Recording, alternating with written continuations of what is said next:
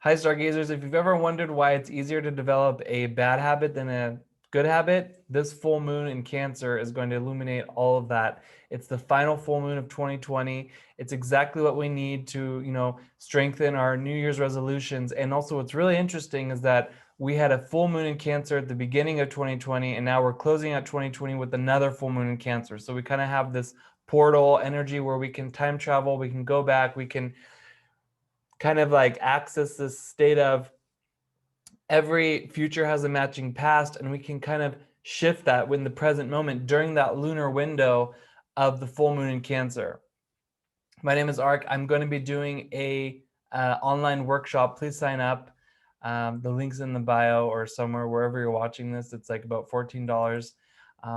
So it's really interesting because when we had the full moon in Cancer and the eclipse in January, I did this big class on it in Los Angeles.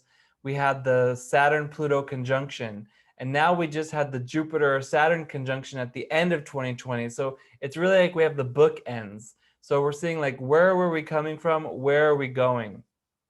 And this full moon is going to help us break codependency. It's going to help us to overcome addictions. It's going to help us to break old habits. It's going to give power to our New Year's resolutions.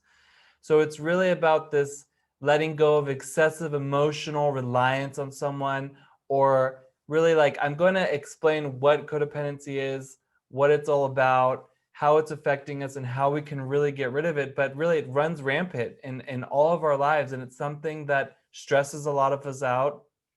And the truth is, like, when we are codependent, we're basically putting our own egotistical needs first. We're being selfish. No matter what we think we're doing for other people, we're really just worried about what we look like, how we are perceived, what are we getting out of it. And that's really like the pattern that we have to break here. And we don't want to copy paste that over into 2021, because if we don't behave differently, then the next year is not going to be different at all. It's just going to be a repeat of the same thing with a whole new a whole new cast, if you will.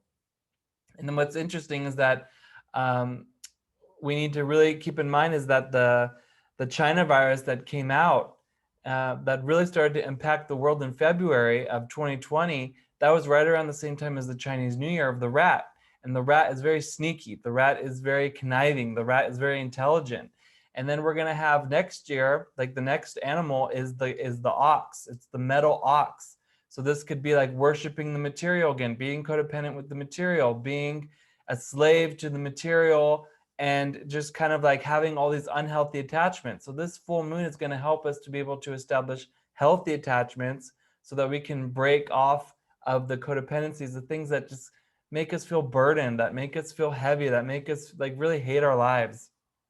So we can really, with using the energy of this full moon, we can make the effort to really step into a new reality, step into a new life.